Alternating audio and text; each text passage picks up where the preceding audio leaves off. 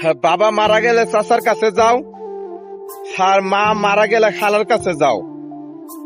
হ্যাঁ, তাদের কাছে যাওয়ার পরে এমন কিছু শিখবা যে শিক্ষাগুলো তুমি কোনো ইউনিভার্সিটি বা কোনো স্কুল কলেজে পাইবে না।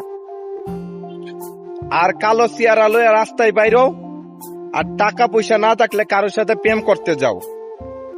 হ্যাঁ, তাহলে দেখবা যে মানুষের আসল পরিচয় এবং তাদের ব্যবহার, যে ব্যবহারগুলো তুমি কোনোদিন আশা করো নাই কারোর কাছে।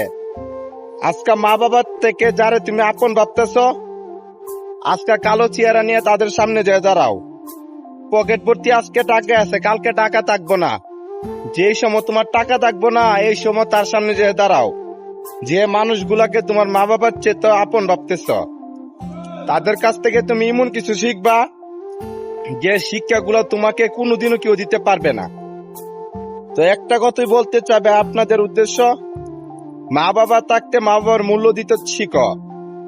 কারণ মা বাবা না থাকলে বুঝতে পারবা যে আপন মানুষ কাকে বলে। আর আপন মানুষের ভালোবাসা সবসময় স্বার্থপর হয় না, স্বার্থ ছাড়া হয়। মানে আপন মানুষের ভালোবাসাতে কোনো স্বার্থ থাকে না। যাদের আপন মানুষ নাই তারা বলতে পারবো যে ভালোবাসা কি জিনিস। যার মা নাই সে বলতে পারবো ভালোবাসা কি জিনিস। যার বাবা নাই সে বলতে পারবে ভালোবাসা কি জিনিস। কারণ মা বাবার ভালোবাসার মধ্যে কোনো স্বার্থ থাকে না ভাই।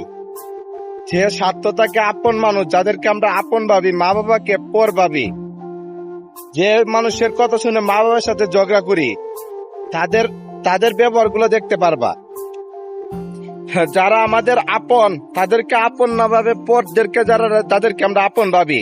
নিজের গার্লফ্রেন্ডে আপন ভাবেন, নিজের বউর জন্য মাকে কষ্ট দেন, বাবাকে কষ্ট দেন। মা বাবা না থাকলে বুঝতে পারবেন যে কারা আপন কারা পর।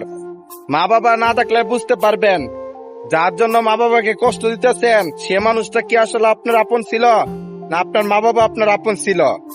তো সময় থাকতে সময়ের মূল্য দিতে শিখেন। একটা কথা আছে না, দাঁত থাকতে দাঁতের মর্ম দিতে শিখেন।